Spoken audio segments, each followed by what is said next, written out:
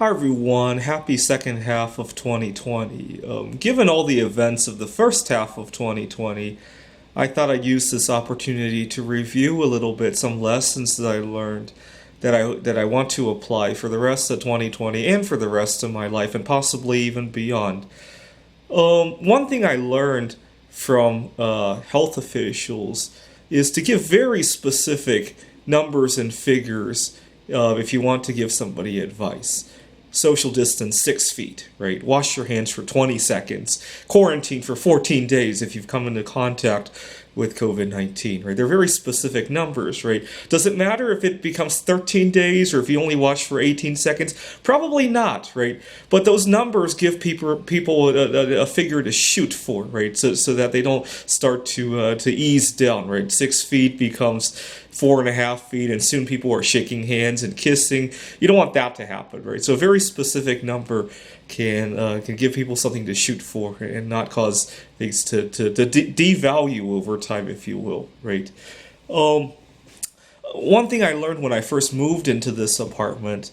See, I had a 2 week gap in between my last apartment and this one, so I took a vacation, and I came back, and as I was talking to the landlord, she had some things on her mind, some kind of emergency, or I can't remember what the detail was.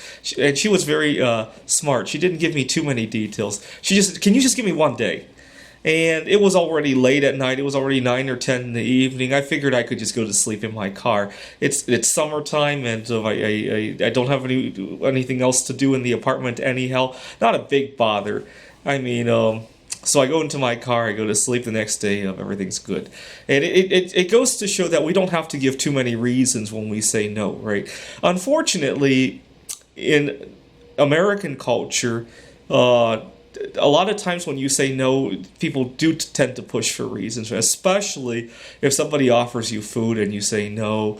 It's kind of ironical. We're often taught that we don't have to tell people our disabilities, right? You ever go apply for a job and it says you do not have to disclose any disabilities, but yet when it comes to food, if your disability involves not eating certain foods, you're kind of forced to disclose it sooner or later, right?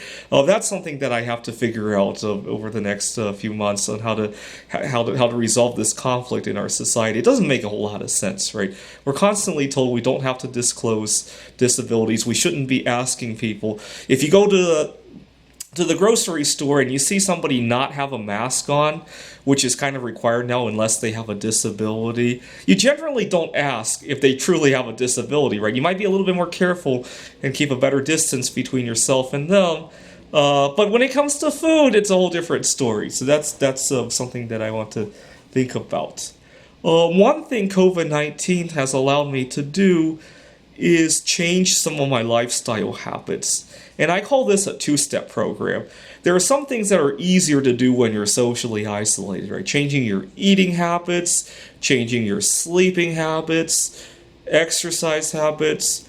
So I'm changing those habits in the context of being outside of social interactions. Step one, right? Step two is how do I integrate social interactions to the new program, right? So I'm kind of switching from step one to step two now, and I want to see how it goes. But in my mind, I've been thinking of it as a two-step program, and I hope if you're still in quarantine, you might want to think about if you want to apply this to your life.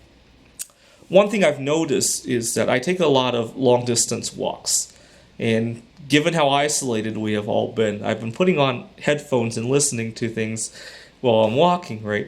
I find that I get a lot less annoyed with my headphones on. When somebody makes a rude gesture or a remark and I can barely hear them, or somebody honks their horn at me in an aggressive way on the road, it doesn't seem to bother me so much.